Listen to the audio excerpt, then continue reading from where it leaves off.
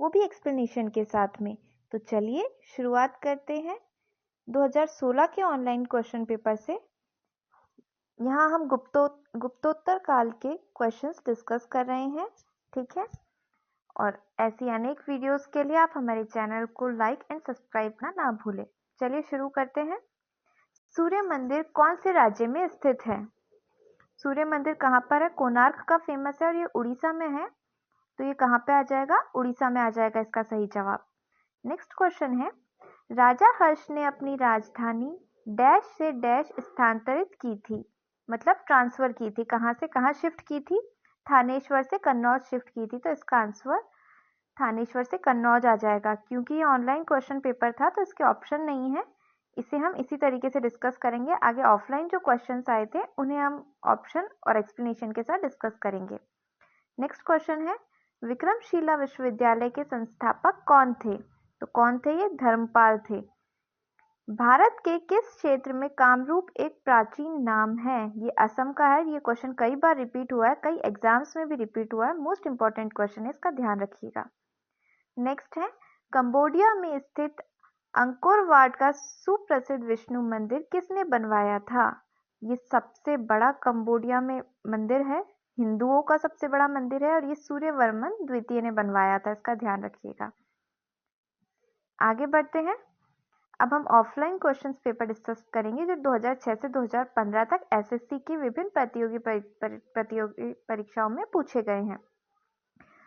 First है, हर्षचरित के लेखक कौन थे? तो कौन थे ये? बाणभट्ट थे। ये क्वेश्चन एसएससी मल्टीटास्किंग परीक्षा 2013 में पूछा गया है और इसका एक्सप्लेनेशन देख लेते हैं हम। बाणभट्ट हर्षवर्धन के दरबारी कवि थे। किसके थे? हर्षवर्धन के। हर्षचरित तथा कादंबरी इनकी प्रमुख कृतियां हैं। हर्षचरित वर्धन इतिहास का सर्व प्रमुख स्रोत है। इसे ऐतिहासिक विषय पर गद्य काव्य लिखने का प्रथम सफल प्रयास कहा जा सकता है।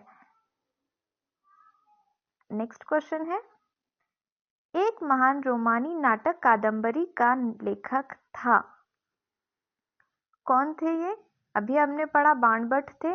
मोस्ट इंपॉर्टेंट क्वेश्चन है, 2013 में भी पूछा गया है और ये 2008 में भी पूछा गया है।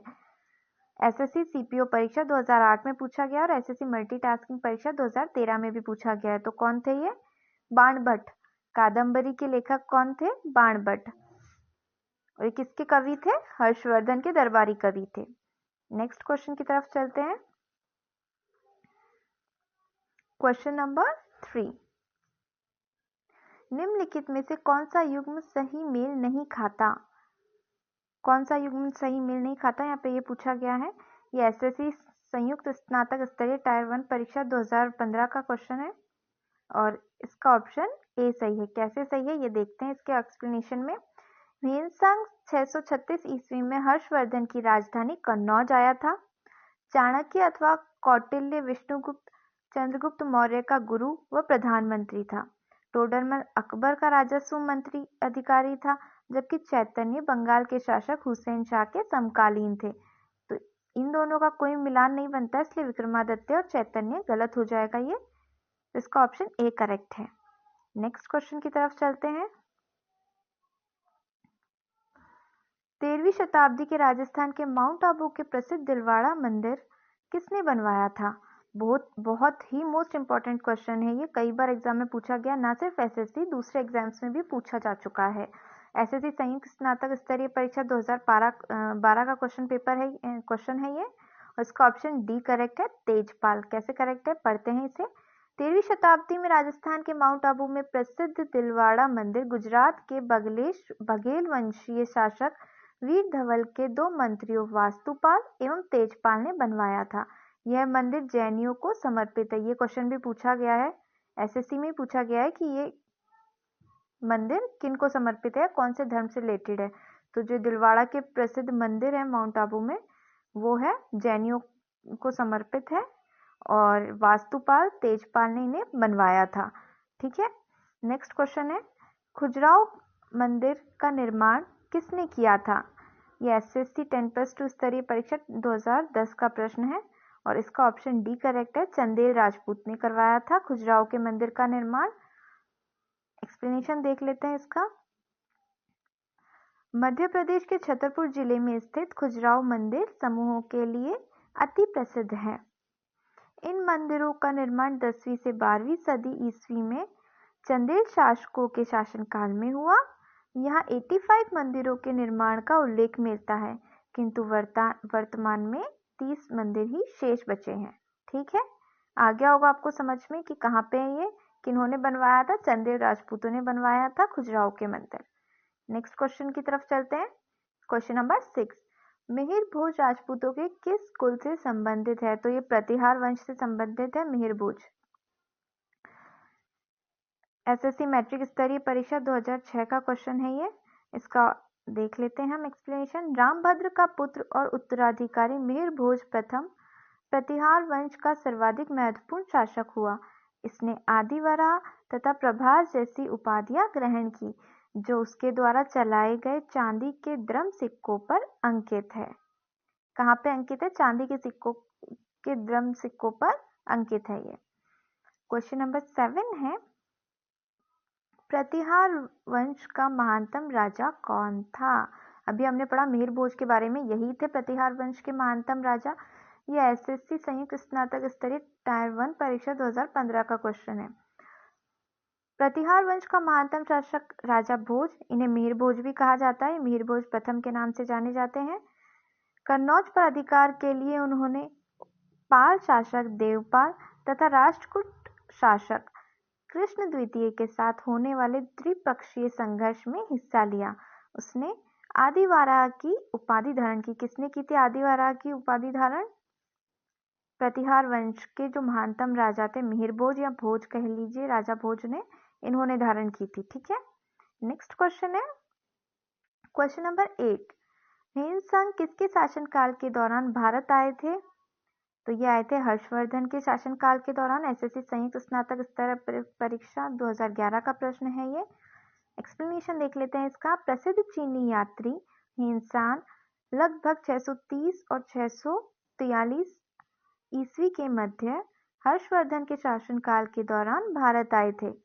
ह्वेनसांग की भारत यात्रा का वृत्तांत सीयू की नामक ग्रंथ तथा उसके मित्र हीली द्वारा रचित ह्वेनसांग की जीवनी से प्राप्त होता है। ह्वेनसांग के विवरण से तत्कालीन भारत के सामाजिक, राजनीतिक, आर्थिक, धार्मिक और प्रशासकीय पक्ष की जानकारी प्राप्त होती है। नेक्स्ट क्वेश्चन है क्वेश्चन नंबर 9, उस चीनी यात्री का नाम बताइए जो हर्षवर्धन के दरबार में आया था। अभी अभी हमने पढ़ा, कौन थे वो? ह्वेनसांग थे। हर्षवर्धन के समय कौन आए थे? ह्वेनसांग थे। ह्वेनसांग का नाम भी ह से है और हर्षवर्धन का नाम भी ह से है, तो इस तरीके से आप इसे याद भी रख सकते हैं। ये एसएससी मल्टीटास्किंग परीक्षा 2014 का क्वेश्चन है। ह्वेनसांग नामक चीनी यात्री हर्षवर्धन के दरबार में आए थे। उन्होंने अपनी यात्रा विवरण को सीयू की नाम से संकलित किया था। किस नाम से किया था? सीयू की। अभी हम पहले भी पढ़ चुके हैं, इंपॉर्टेंट है तो इसे ध्यान में रखिएगा। वह कन्नौज की धर्म सभा का अध्यक्ष थे तथा उन्होंने प्रयाग के 6ठे महामोक्ष परिषद में भाग लिया था। अब तो आ गया होगा आपको समझ में कि कौन थे ह्वेनसांग। हर्षवर्धन के समय आए थे और इनके यात्रा विवरण को सीयू के नाम से जाना जाता है। क्वेश्चन नंबर 10 है, प्रिंस ऑफ पिलग्रिम्स का नाम किसे प्रदान किया गया था? प्रिंस ऑफ पिलग्रिम्स ये प्रदान किया गया था ह्वेनसांग को। ये एसएससी 10+2 स्तरीय परीक्षा 2011 में पूछा हुआ क्वेश्चन है। हर्ष के शासनकाल में भारत आए चीनी यात्री ह्वेनसांग को प्रिंस ऑफ पिलग्रिम्स कहा जाता है। मोस्ट इंपॉर्टेंट क्वेश्चन है, इसे याद रखिएगा क्योंकि एसएससी हमेशा एक ही टाइप के एक ही पॉइंट से क्वेश्चन उठाता है, लेकिन अलग अलग तरीके से उठाते हैं। और जानकारी के लिए आपके बता दूं कि एक ही क्वेश्चन को कई बार अलग अलग तरीके से पूछ के हर साल दूसरी परीक्षाओं में रिपीट किया जाता है। सिलेबस भी सेम रहता है, कोर्स भी सेम रहता है, क्वेश्चंस भी लगभग सेम ही रहते हैं। अगर किसी ने ढंग से पढ़ा है, प्रीवियस ईयर के क्वेश्चंस आप पढ़ के जा रहे हैं, तो आपको एग्जाम में कोई दिक्कत नहीं आएगी। चलिए आगे बढ़ते हैं। निम्नलिखित मध्यकालीन यात्रियों का उनके देशों के साथ मिलान कीजिए। कौन किसके कहाँ पे आया था, कौन कहाँ से ताल्लुक लगते थे? ये मध्यकालीन यात्रियों का है, उनके देशों के साथ मिलान करना है अपने को। तो इसका ऑप्शन ए करेक्ट है। हम डायरेक्ट आंसर देख के इन्हें मार्क कर लेते हैं कि कौन से कब आए थे। ये एसएससी सीपीओ परीक्षा 2012 में पूछा गया प्रश्न है। मार्को पोलो थे वो इटली के थे। इब्न बतूता सुना होगा आपने, ये मोरक्को के थे। एंटोनियो मोंसेरेट कहाँ के थे? स्पेन के थे। और महमूद वली बाल्खी थे बल्ख के। ये तो आपको याद करने में कोई दिक्कत नहीं होगी, बाल्खी, महमूद वली बाल्खी, तो ये कहाँ के थे? बल्ख के थे। मार्को पोलो जो थे वो इटली के थे और ये बहुत ही फेमस नाम है, आपको याद भी होना चाहिए और हो सकता है आपने पहले भी इसके बारे में पढ़ा हो। इब्न बतूता है, ये मोरक्को के थे। कहाँ के थे? मोरक्को के। और एंटोनियो मोंसेरेट है स्पेन के। चलिए आगे बढ़ते हैं। भारत में नालंदा विश्वविद्यालय किस राज्य में स्थित है? तो ये कहाँ पे है? बिहार में है। ये एसएससी टेक्स्ट असिस्टेंट परीक्षा 2009 में पूछा गया प्रश्न है। दिए गए प्रश्न के विकल्पानुसार नालंदा प्राचीनतम विश्वविद्यालय है। नालंदा वर्तमान बिहार राज्य में अवस्थित है। कहाँ का? ये बिहार का। बहुत ही फेमस यूनिवर्सिटी रही है नालंदा यूनिवर्सिटी, तो ध्यान रखिएगा कहाँ पे है ये? बिहार में है। नेक्स्ट क्वेश्चन है, श्रृंगेरी, बद्रीनाथ, द्वारका और पुरी में 4 मठ स्थापित किए गए थे। तो ये किन्होंने स्थापित किए थे? यहाँ पे ये पूछा गया एसएससी संयुक्त हायर सेकेंडरी 10+2 स्तरीय परीक्षा 2011 का प्रश्न है ये। तो ये किन्होंने किए थे? आदि शंकराचार्य द्वारा स्थापित किए गए थे ये 4 मठ। वेरी इंपॉर्टेंट क्वेश्चन है ये, इसके एक्सप्लेनेशन से हमें और अच्छे से समझ में आ जाएगा। आदि शंकराचार्य ने देश की 4 दिशाओं में, ये 4 दिशाओं में है, इस तरीके से जो भारत का नक्शा बनता है उसमें एक यहाँ है, एक यहाँ है, एक यहाँ है और एक यहाँ पे है। चारों अलग अलग, जो हम बोलते हैं अलग अलग डायरेक्शन में, एक यहाँ पे आ जाएगा, एक यहाँ पे, एक यहाँ पे और एक इस तरीके से। ठीक है। तो 4 दिशाओं में है। उत्तर में बद्रीनाथ है। कहाँ पे है ये बद्रीनाथ? यहाँ पे है, इस तरफ है, थोड़ा सा ऊपर है, यहाँ पे इस तरफ है। उत्तराखंड में बद्रीनाथ है। दक्षिण में श्रृंगेरी है, यहाँ पे दक्षिण में श्रृंगेरी है। पूर्व में पुरी है। पूर्व किस तरफ है? इस तरफ है। तो यहाँ पे कौन सा है? पुरी है। पुरी कहाँ पे है? जगन्नाथपुरी, आपने नाम सुना होगा, उड़ीसा में। तथा पश्चिम में द्वारका में प्रसिद्ध मठों की स्थापना की। द्वारका कहाँ पे है? गुजरात में है, ये सबको पता होगा। तो इस तरीके से इन चारों दिशाओं में आदि शंकराचार्य ने देश की चारों दिशाओं में इन मठों की स्थापना की थी। ठीक है, आगे बढ़ते हैं। नालंदा विश्वविद्यालय को नष्ट करने वाला मुस्लिम आक्रमणकारी था, कौन था? यहाँ पे ये पूछा गया। एसएससी संयुक्त स्नातक स्तरीय टायर 1 परीक्षा 2011 का है ये क्वेश्चन। तो मोहम्मद बिन बख्तियार थे, ये थे। इनके बारे में पढ़ लेते हैं क्या है। नालंदा और विक्रमशिला के विश्वविद्यालयों को बौद्ध विहार अथवा दुर्ग समझकर मुस्लिम आक्रमणकारी मोहम्मद बिन बख्तियार खिलजी द्वारा नष्ट किया गया था। ये आपको पूरा नाम याद रखने की जरूरत है, कई बार ये सिर्फ 3 वर्ड दे देता है आगे के स्टार्टिंग के, खिलजी नहीं देता है। आप याद करते हैं कि खिलजी होगा तो इस तरीके से आप क्वेश्चन अटेम्प्ट नहीं कर पाते हैं। तो ये मोहम्मद बिन बख्तियार खिलजी द्वारा नष्ट किए गए थे। ठीक है, नेक्स्ट क्वेश्चन है, हर्षवर्धन को किसने पराजित किया था? अभी हम हर्षवर्धन की बात कर रहे हैं, थोड़ी देर पहले हमने पढ़ा था हर्षवर्धन के राज्य दरबारी कौन थे। उसके बाद हमने पढ़ा था कि इनके शासनकाल में कौन आया था। कमेंट में कमेंट करना ना भूलें अगर आपको याद है तो। अगर आप ढंग से पढ़ रहे हैं तो आपको ज़रूर याद होगा, इसे कमेंट में लिखिए। आगे बढ़ते हैं। हर्षवर्धन को किसने पराजित किया था? तो पुलकेशिन द्वितीय है, सेकंड है, इन्होंने पराजित किया था। एसएससी स्नातक स्तरीय परीक्षा 2010 में पूछा गया क्वेश्चन है ये। हर्षवर्धन को दक्षिण भारत के शासक पुलकेशिन सेकंड चालुक्य वंश के थे, जो उन्होंने नर्मदा नदी के किनारे 630 ईस्वी में हराया था। ये भी पूछ सकते हैं पुलकेशिन सेकंड का चालुक्य वंश के थे, कहाँ के थे? चालुक्य वंश के थे। नेक्स्ट क्वेश्चन है क्वेश्चन नंबर 16। हर्षवर्धन का समकालीन दक्षिण भारतीय शासक कौन था? हर्षवर्धन के समकालीन कौन होते हैं कि उसी एरा में उनके साथ में और कौन शासन कर रहा था।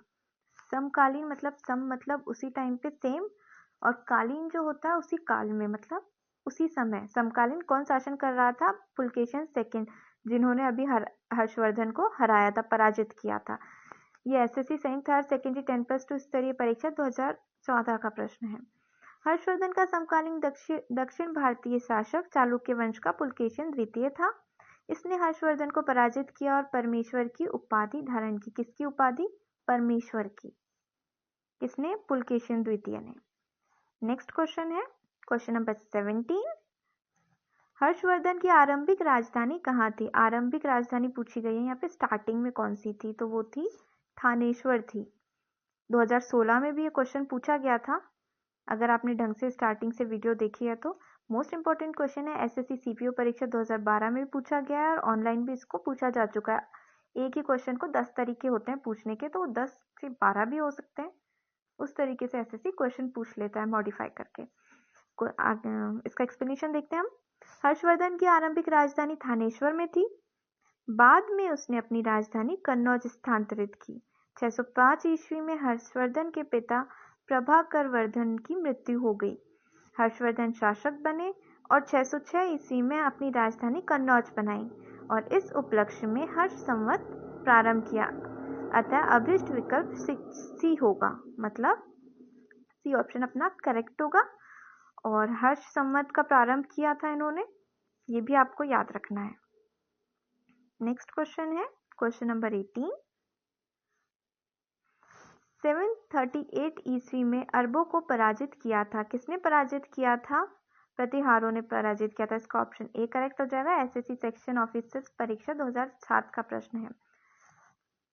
738 ईस्वी में राजस्थान का युद्ध हुआ। किसका युद्ध हुआ? राजस्थान का युद्ध हुआ। इस युद्ध में प्रतिहार राजा नागभट्ट प्रथम के नेतृत्व में राजपूतों का एक संघ बना था।